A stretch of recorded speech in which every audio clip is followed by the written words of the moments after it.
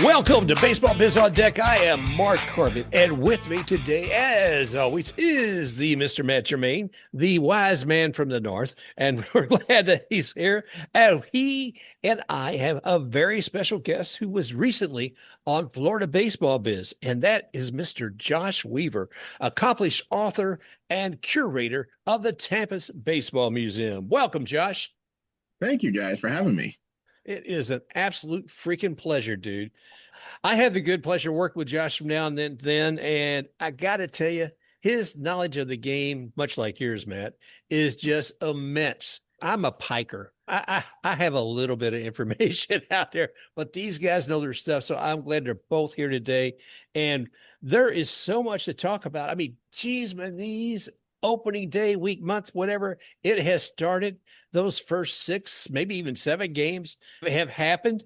So maybe we're looking at 4% of the season has already happened. What's next, boys and girls?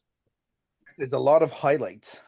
I think, I don't know, like back in the day, I know I used to, I'm going to age myself a little bit here, but I used to look at the box scores and read everything in the papers, etc.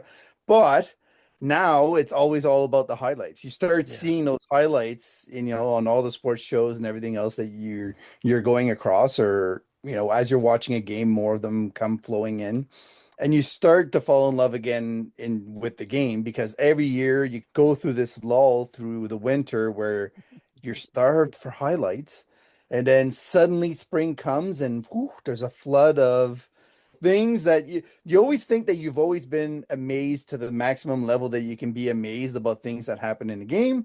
And then all of a sudden it clicks back onto another season and boom, there's a miracle here, that play there that you've never seen before. Something happens. And so it's fun to get back into it. There's youth. We've got the McGonagalls. I don't know if anybody's nicknamed them witchcraft yet or not. You've got the Lowers. He sounds like a used car salesman, but it's all fun so far. There's no big controversies. There's no CBA talk. I'm loving the way the season's beginning overall. That's right. Well, I would just want to say, Matt, you talked about positivity, and brother, what a great way to start the show. You put it there. Nothing but fun for the rest of the show, boys and girls. No, I think you guys are right. To me, it's been a fun start.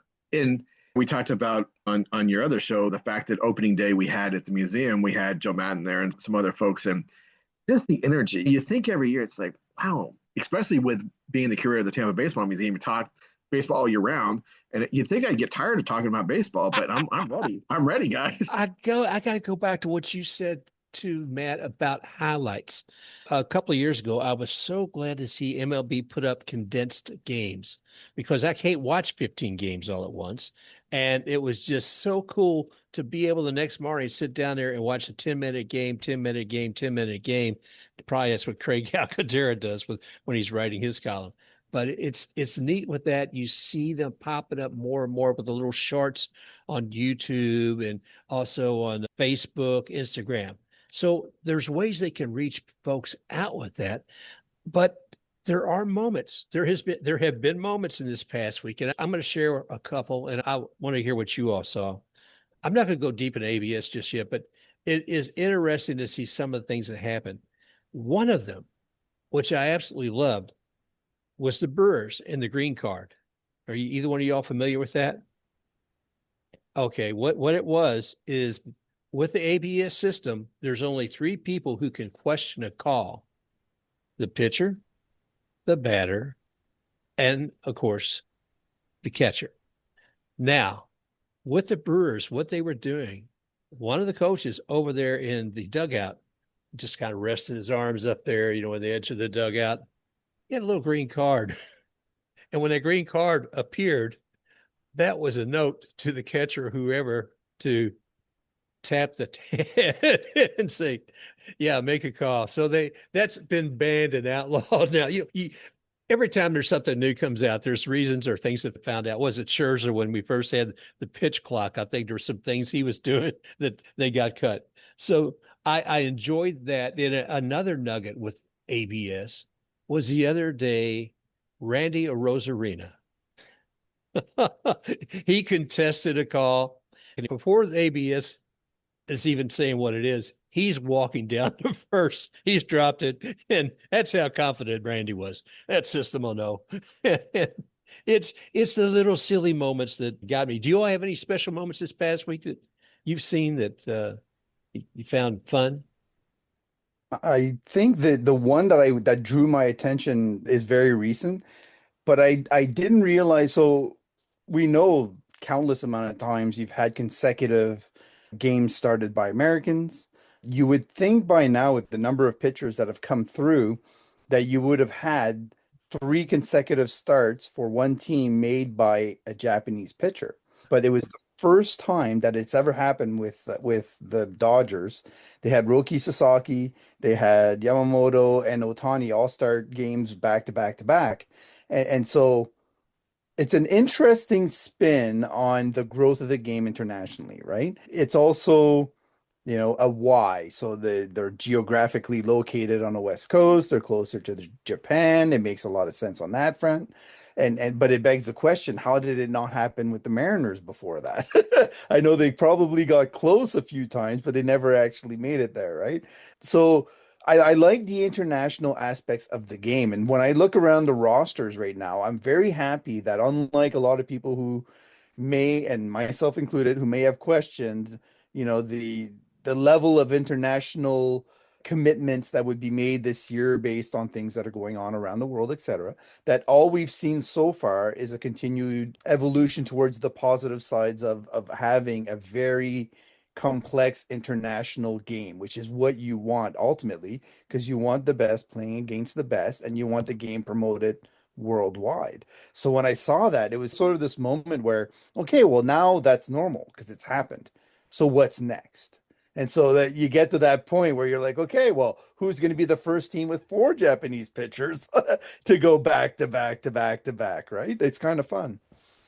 I know Yeah. one game a couple of years ago the Rays had, and it was all Latin Hispanic players.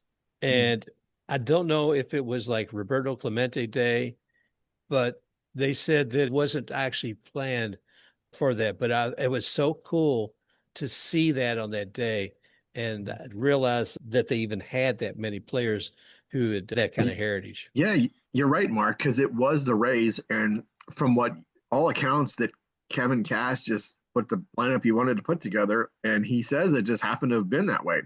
I can kind of see with Kevin him just doing that. He's like, these are my guys, and that's the group he assembled. Yeah. And I think you're right. It's pretty amazing that, and it was Roberto Clemente Day. So especially on Roberto Clemente Day, just everything fell into place. And you talk about a great moment in baseball history. Well, I was moved by that. And I think the sad thing was, I don't know. I mean, in some ways, I'm glad I didn't realize there were that many Latin players on there because that means I'm looking at them as a distinction, perhaps beyond the talent that's on the field. But the other part is recognizing most everybody respects and loves their own heritage, and to be able for them to enjoy that together, I thought that was very special. Now, Josh, what is your moment or moments in this first week of the 2026 season that you have seen and that's captured your attention? Well, it is fun, and I know this is getting on the bandwagon, but it is fun to watch the Dodgers be the Dodgers. Granted, if they have a 5-man rotation or they got 2/3 of the guys from the Rays, it's kind of fun to watch our former guys over there a little bit. But watching the new system with the tapping of the hat, the helmets, and the fact that most teams, what I think is so funny is they're like, even though the pitchers can, almost universally they've been directed, do not do that. Let your catcher handle this. And I just think that's great. Stick with what you know, because to them it's gonna look like so many more strikes than it's actually happened. But it seems like the catchers are doing fairly well. And I think it was the Rays game I was watching, that the timing is also important. And we didn't get one of the calls because they said, I guess time had taken it moved too fast. But to me, it's almost like I don't know what the umpires have to do with ball calls, because I think our catcher was surprised that it was a ball, and then by the time he got ready, they said it was too late. So I don't know if there need to be a little more vocal with all ball calls, because back in the day, some of the guys never said anything. Most of them are very definitive when they call a strike, and maybe the ball just kind of like ball, Yep. muttered or whatever. But that is a point. I'm going to share something with you I heard today. By the way, if you all haven't seen, what is it? So the Foul Talk? No, the show. Anyway, I'll figure it out later and I'll put it in the notes. But they were a couple of these guys, ball players, and they were interviewing Joe West and his thoughts on this. And he's not totally against it, but there is one thing he brought up, and I don't think I'd realized. The box, that little square that's being used as far as determining whether it's a ball or a strike, it is not three-dimensional. And what I mean by that, it is literally sits over the middle of the plate. So when a ball is coming in, it's not looking at where it is when it first comes by the plate. What Joe was saying is that it should be a whole box that it goes through. So whether or not it was a strike. And I thought that's pretty good because I like the idea. Yes, if they're only going to do a rectangle in the middle of the plate, yes, that's good. But why not have the whole box three-dimensional? What do you think about that? I totally agree. I think that, especially if you have a lot of movement on a ball, Mm-hmm. it might not drop. It might not drop until the back corner of the plate. And I think that's what you're getting at, and what Joe West's point was. I haven't really thought about that, but you got to look at the entire range. And if you got a guy that's where that may be half of his pitches, he's going to lose a lot of calls if it's truly in the middle of the plate. Or, yeah, I never thought about that. That's interesting. Yeah, so it's basically a cube is what you mean, right? So Yes. like a three-dimensional cube, which I don't think I've ever seen a graphic on TV or anywhere that shows that cube with like the part of the ball that would be hitting it. But you would need some sort of laser style coverage, I think, to get that kind of right, I think, right? Well, Yeah. I think you're onto something, guys, because, if you're a Star Trek person, you have the Borg and the cube, and you have their eyesights in one eye. So I think that's what we need to move toward, Matt. Well, and you think about there's something I enjoyed about each umpire having their own strike area. Okay.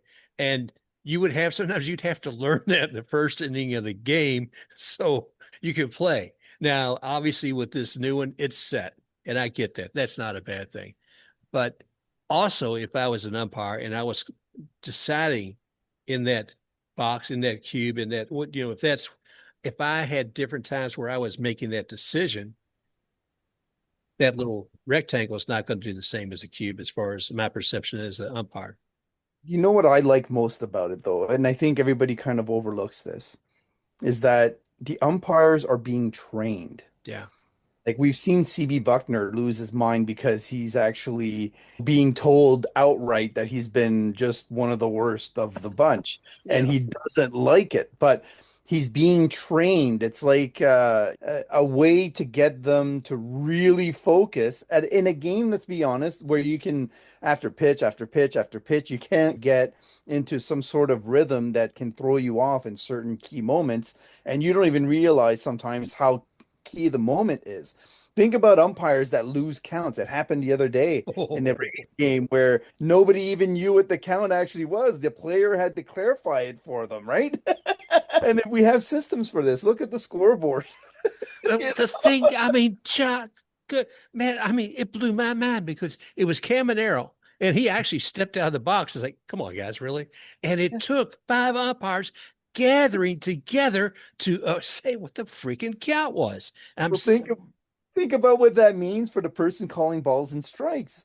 Like you see so many pitches at such a high velocity with so much movement. No human being can be expected to evaluate every yeah. single one. I think of it like a teacher, right? You're grading all these tests. You're going to do something wrong at some point and maybe make one that was wrong right or right wrong just because you got so much into some sort of rhythm that you missed one, right? And it's going to happen, but The point is that the more you get trained with what that strike zone looks like, now Yeah. what's going to happen is that unlike the old days where you'd say, well, this umpire has a strike zone that's over here, this umpire has a strike zone that's over there, which can play against the strengths or weaknesses of a pitcher. Now they're all going to be consistent. And that's Yeah. all I've been begging for decades. And I am so happy that we're finally getting there to the point where a veteran and a rookie pitcher will be evaluated based on the same strike zone, Yeah. which is You know what? amazing that it took this long. You know what though? That's interesting that you were talking about when the umpires get into a groove. I wonder, to follow that logic, Matt, what it's going to be like this year for no hitters, because sometimes you would get in, the umpire would get in a groove with the pitcher and the catcher, and whether it be right or wrong, that would happen. They would start getting to a flow that, that's their strike zone. To your point, it's going to be interesting to see if we're going to have less no hitters. It's hard to qualify because they're so rare anyway, but that's going to be interesting. I think you're going to see more complete games and you're going to see pitchers go deeper into games because they're going to be getting the recognition they deserve, which from what I've seen overall, it's about 54 to 55% where the players are getting it. You're talking about an adjustment that the umpires are going to have to make to try to bring that down to 30 to 25%, which is probably where they want it to be. They probably don't want it to be to the point where it's half and half because it makes them look bad in those moments. It says basically that on the close calls, they're wrong half the time. Well, if you're thinking about it from like, let's say you're driving a car and half the time there's a key situation where you're going to get to an intersection and you have to just make the decision on whether or not to go through, you get it wrong half the time. Well, that's pretty significant, right? I don't know. So I think the umpires are going to have like a major learning curve, but every single umpire in the minors is getting trained on this. They're going to be MLB ready when they get up here, and they're going to be so much better for it. But Matt, a couple of things here. One, you're right about the minor league umpires, but in the past, some of these guys they just don't retire or die, so you only have maybe 4 or 5 new umpires coming up.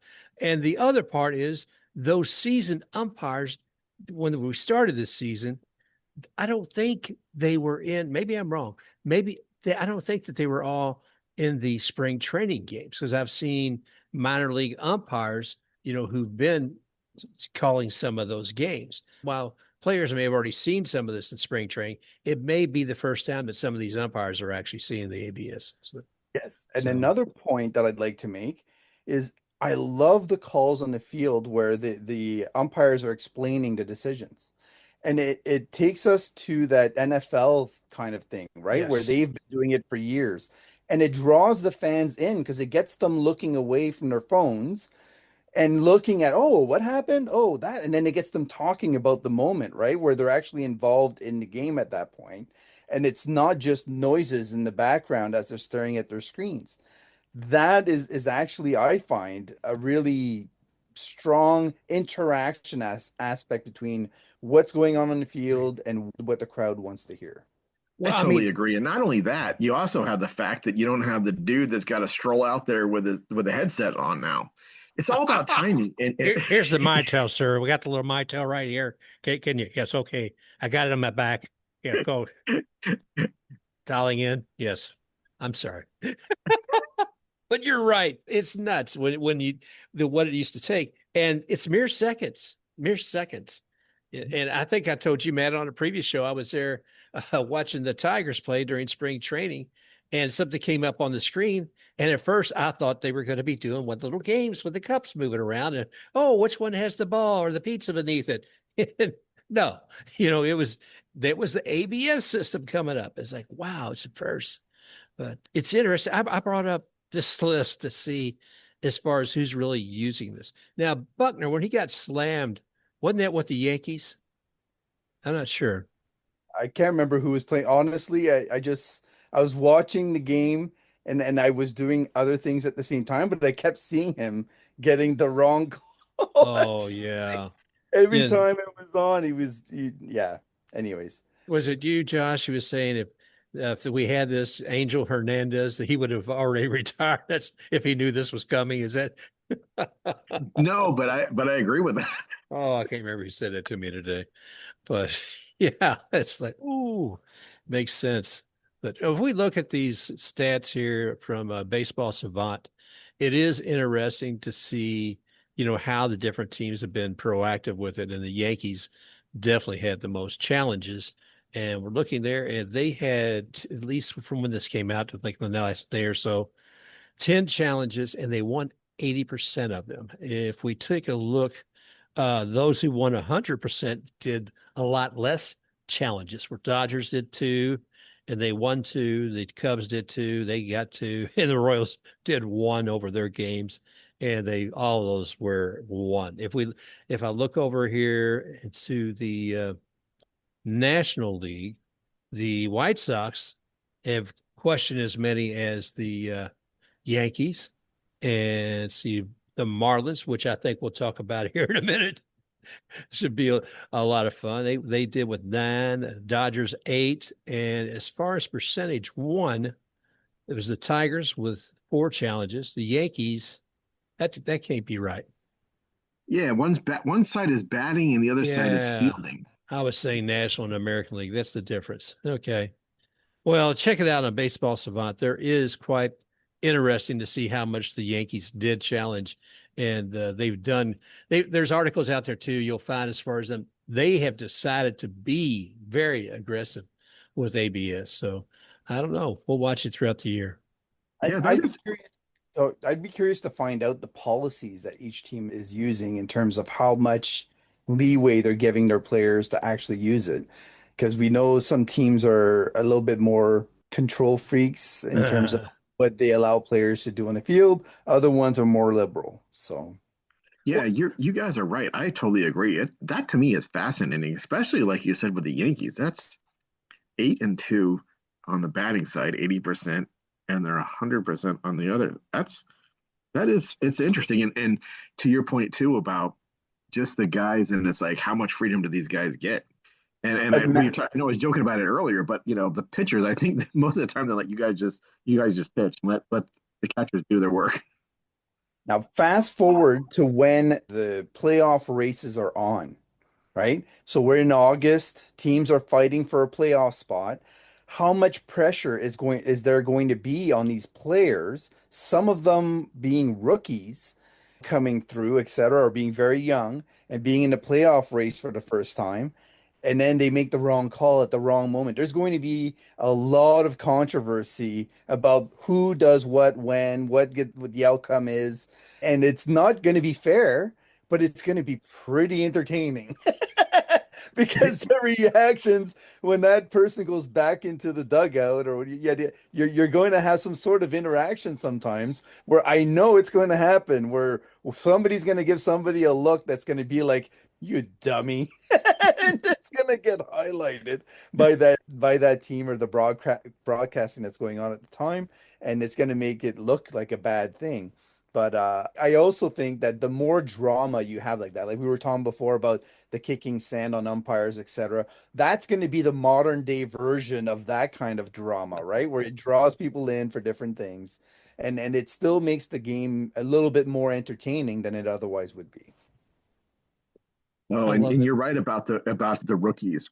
Oh boy, I didn't even think about that part, Matt. I mean, the pressure these kids in these late September call-ups are going to have, as far as they're going to be petrified. Granted, they've done it all season in the minor leagues, but getting up to the show and having the veterans be like, "Dude, what were you thinking?"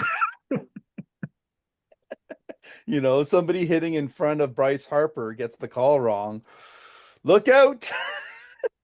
Oh man, wouldn't want to be there. No, no, no, no, no. My gosh. No, it is interesting to see the ABS system.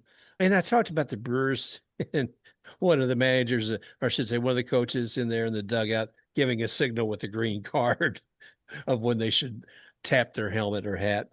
But I heard something else, and Matt, you all may have to confirm this for me, is that the pitching coach, and I think it may be a bit for the Marlins, has He makes every call. In other words, he signals the catcher for every pitch, rather is what I should say. For every pitch, he is given a signal. There's no thought process that's independent of him on what's being supposed to be pitched next. I honestly, I have to say, if that's the case, I'm not sure that I agree with it at all. I think it's a little bit too micromanaged in that case.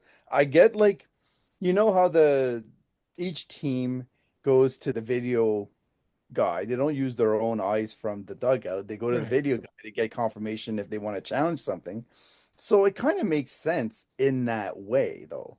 If I you're in just college, I just think that the person making a call has such a close look at it that in theory they should be. But like again, if you're talking about Yandy Diaz, he knows the strike zone really well, but he got a call wrong the other day, right? So it depends on the moment, angle, the view that then like you were saying before about the cube, right? It's where that drop was. Hitters have a tendency to miss that drop, or especially if a pitch starts really far outside and then hits the corners as it's crossing the plate, they tend to really miss that because they're already given up on the pitch way back when. And then it comes zooming in and they don't believe that it could cross the plate from where it was. I remember watching some Mad Brash pitches last year or the year before where it was just ridiculous. Like the it was like a frisbee going through the strike zone from way outside and then boom, it still crossed the plate. So I sympathize with the hitters that are going to be making the wrong calls. But I think, like I said, if we get more calls right, regardless of if the person challenging is right or wrong, the call is right. So everybody moves on. I know internally the umpires might get frustrated. And I know sometimes that the players still probably stubbornly believe they were right and that the call should have gone in their favor. But I think all together, when everybody kind of steps back and looks at the outcomes, it lowers the temperature. It gets everybody kind of feeling like we're okay. We can go through things. And then when you run out of chances because you've spoiled them, nobody's really getting angry about it. They're kind of like, well, we were stuck. We couldn't challenge. And they're okay with the call being bad. It's weird, but wow. they say we've had our chances and we burnt them. So, that temperature goes down too. I have a weird question for you guys, and I don't know the answer. How do you think this might affect a particular player and how their contracts are designed as far as if it's strike three? And will they look at their own contracts and their own incentives or more than they will that particular moment for the team? You see where I'm getting at? Yeah. Like, will they be as gutsy to make certain challenges if they think it might hinder the outcome to the point where it impacts their contract? Again, we're back to that playoff thing, especially in the playoffs. If you're in the playoffs in game one and you make the wrong call and it throws the whole series out of whack, what does that do for your free agency after that, right? That's a big one. I would argue that there are probably a million decisions that players make before that probably impact it way more, you know, unless you're talking about something like Chuck Knobloch, where you start throwing the ball to third base when you're trying to get it to first. That's definitely going to ruin your contract opportunities. But otherwise, your season should have spoken for itself before you get to the playoffs, I would hope. But even I'm just thinking, even in their contracts that they're already set. Okay, I'm gonna if this is if it's borderline and I'm gonna maybe it look better than it did. I'm gonna try to keep up to bat so I can keep my whatever clause in their contracts. You know what I just thought it was? I can't wait to see the first player that says, in my contract, if I get 60% or better of the challenges right, I get an extra $50,000. Hey, I didn't think about it that way, but that could be next, Matt. Yeah, Josh, you should have been here last week because Matt had come up with this whole thing probably a couple of weeks ago about incentivizing by a certain task, whether or not a pitcher, a batter, whoever would move ahead. And Right. so, yeah, take this the same place, Matt. Geez. But I wanted MLB to pay for that, right? So in my Yes. opinion, you're improving the game because you want more doubles, more triples, more stolen bases. If you want to incentivize it, you need to pay people. And so every stolen base should be whatever amount of money you want to make it. Every double should be that. And I went with $2,000 for a double, $3,000 for a triple, and yet yet, and it comes out of the luxury tax money that teams Yep. pay in. So I think that to me would improve the game a significant amount. And it would actually allow some teams to consider that as an option when they're structuring their contracts. So let's say a player wants a trade, hindrance. They can say, yeah, okay, I don't want to get traded to any team. The team could go, okay, you can have that. We're going to take your salary down by this much, but we'll give you the incentives. If you hit 40 doubles, we'll give you this. If you hit this, if you hit that, you make as many of those as you want. Or I personally think it should be for every single one of them, Oh, not for block numbers or getting to a Mm, certain goal. It should be for every single one because if you only do like if you get injured, right, after April, then you should still get recognition for those doubles and triples and home runs that you yeah. hit in that month. So it goes both ways, right? But I just think that, like I was telling Mark about the Angels and the overpaying of players, and so many players having a hard time managing in their heads the size of the contracts they just signed and putting way too much pressure on themselves to achieve certain things. I think it would make it more fun to achieve things for them if they were incentivized instead of just paid outright for something they did in the past. So I mm. think that whole psyche of it would be better for baseball players, better for fans, better for the league. Yeah, I'm looking to see forward to seeing how all that plays it. Pardon me. I would love to see that incentive program in place. And I like the idea coming out of the luxury tax too. I did want to, like I said, I looked and saw some notes from you, Matt, about the Marlins. Talk to me. What's going on there, brother? So it's because I'm frustrated with the Rays pen. And and because I'm Canadian, right? Yeah. So there's a whole Owen Casey angle to it. And I don't know if you've seen him with his red hair and the colors of the Marlins uniforms. It's just he's in living color. He's just a superstar in the making. I think he's a lot of fun to watch. I was really stoked for him when he left the Cubs because I never thought he was going to get the playing time he deserves up there. I would have thought after they let go of Kyle Tucker that they would make room for him, but obviously they were more interested in not paying pitchers, so they wanted Huh. to angle that instead of going with Owen. But he's lighting it up for the Marlins, and he hit a pinch hit home run the other day, a walk off, and it was just awesome to watch. But overall, the feeling I get with the Marlins is that they know who they are. They built confidence last year. They've systematically built a lineup and a pitching staff that are finally taking off at the same time. They're overlooked still. They kept the leadership of Sandy Alcantara. Like we were Mhm. talking to Lou Chef before about not investing so much in a roster. And I was telling Lou at the time, the first time we talked to him, Mark, that there were enough young folk coming through that I knew if they made the right moves and they gave those guys the playing time, they had just made Orioles moves there for Cal Stowers and Connor Norby and a bunch of other guys. So those core pieces have allowed them to actually lengthen the lineup to the point where they're productive, they're pesky, and they have now a sort of loosey-goosey playing attitude, which is really fun to watch. And I'm enjoying it. But again, Pete Fairbanks went Yeah. to the Marlins, right? And so far he's looked stellar. And he's shut down every time he's been up there. He's got his two saves, I think, 3 innings, 5 strikeouts. He's looking like Pete should look, right, when he's Yeah. healthy. So when you see what's happening with Griffin Jacks with the Rays, and you see the implosions of the pen in general, and they're still trying to find their groove overall as a group, Yeah. probably we would have one extra win at least so far that I think Pete would have been in for, possibly two. So you're seeing the impact on the Rays of not being willing to just pick up an option. They didn't have to trade for him. They didn't have to sign him as a free agent. They just needed to pick up an option. and it's costing them wins. Yeah, I and I God bless the Marlins because they're leading the National League East right now with 5 wins and 1 loss. Anyway, go ahead, Josh. What were you going to say? I was just gonna say, I liked watching Pete. I know sometimes he could be a little not controversial. That's too strong of a word last year during the season, but I know some fans got a little hard on Pete, and I don't think it was warranted. I think he's a good player, and I would have liked to seen honestly the Rays keep him.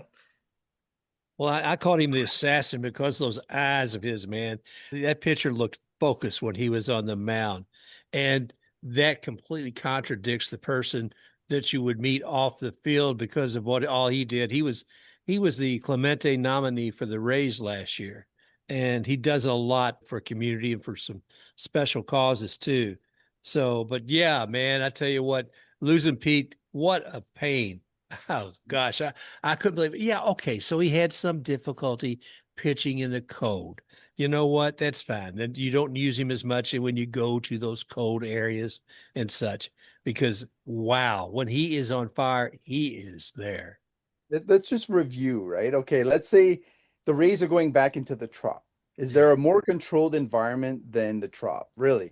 And then your main opponents for playoff spot, the Texas Rangers, the Toronto Blue Jays, the Houston Astros, all indoor facilities. There's an argument to be made that there would be no better team for him to be on than the Rays, just based on the fact that so many of their opponents in the American League are in an indoor environments, and there's fewer of those on the National League side, I believe.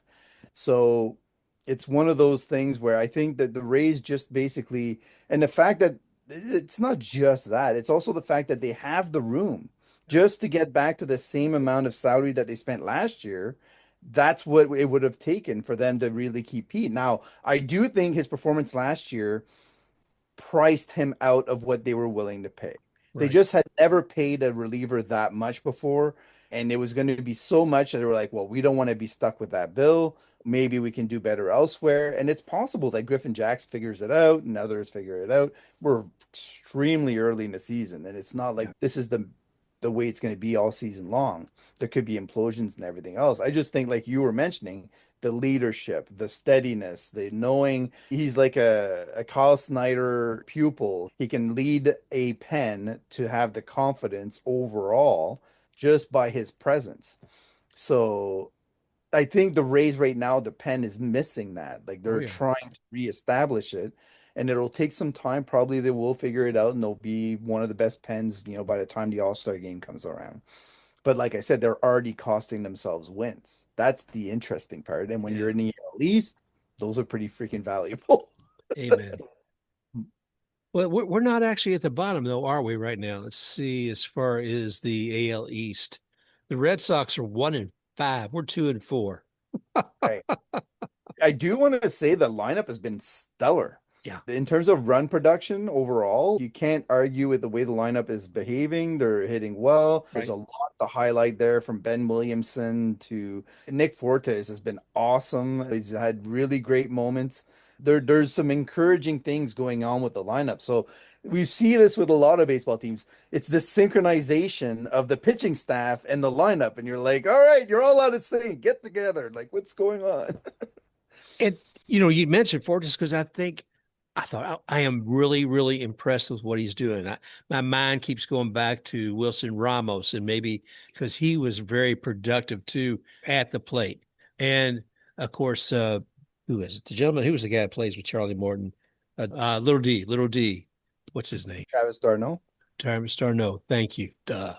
Anyway, but he and Wilson Ramos and seeing those guys play for the Rays. And man, we've talked about this before. I really haven't seen catchers come up through the Rays system that have been good. Certainly not great. I'm looking forward to see the rest of the season with Fortis. Hey, Nathan Llewellyn is the one guy I would mention that's coming up that might be that guy say eventually. again, please. Nathan Llewellyn. Nathan flew out. That's fine. To remember that they listen to these names, Josh. This guy's calling. I find out, years later after he's seeing the stuff in the minors. Matt's called stuff and it's like, oh, there he is. It's coming up. Oh my gosh. Here it is, Josh. As far as a Rays fan, And I hate to admit this because I'm very negative about this upcoming season. And I granted them 72 wins. Matt was a bit more generous. What do you see as the number of wins for the Rays this year? Oh, that's a good question, especially since we haven't played back at home yet. I think it'll be interesting to see with them going back to Tropicana. Is it home like it was, or some of the guys going to miss being at Steinbrenner Field? Even just going home, and it's going to be different. I've talked to some of my friends that work out there, and today and tomorrow they're doing the fan host Rays University, as they call it, the Rays U.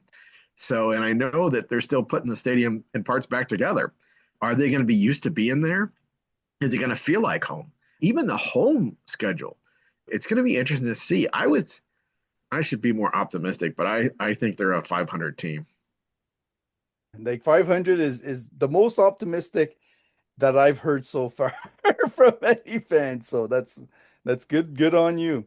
I would say on the Trop refurbish thing, I think they should have renamed the Trop. They should have renamed it like the Tropicana Cabana, something like that, like to make it more fun and draw more people in. But from what I've heard, like some of the things they've put in is like the Dex Home Plate Club, Baseline Premier, the Home Plate Box. There's a lot of sections or portions of the stadium that have been remade, but they're all aimed at the higher end Mm-hmm. seat holders or the executive Yeah. suites, etc. For the most part, outside of the sound system, which I think everybody's kind of gonna. I just want to go back to one thing you were saying earlier, since you brought up the sound system, is I do like that MLB is more like the NFL as far as when there is a call on the field. I used to drive me crazy as a kid, and I'd hope I have a transistor radio to my ear to hear what's going on because if the game's not being called and they're not saying anything, it's like, what the hell? But yes, the sound system with the Rays should be fantastic. I'm looking forward to going there. Especially on the second deck. It will be nice to if it's actually spread around properly. Yeah. Because I'll be honest with you, sometimes I'm like, when I was working there as a fan host or just as a fan, I'm like, I don't know what they're saying. And of course, 2 years ago, I spent when I came back, I spent the whole half the season at Gate One, so I never knew what was going on. So, and some days that's not a bad thing. Sounds a bit like Charlie Brown's teacher. Wah, wah, wah, wah, wah. Right? Unfortunately, yes. My gosh. Wow. Well, guys, we're getting kind of late here, and I'm an old man. So, any other points you'd like to make sure we cover? I would just say the season is young. Don't jump off any bridges.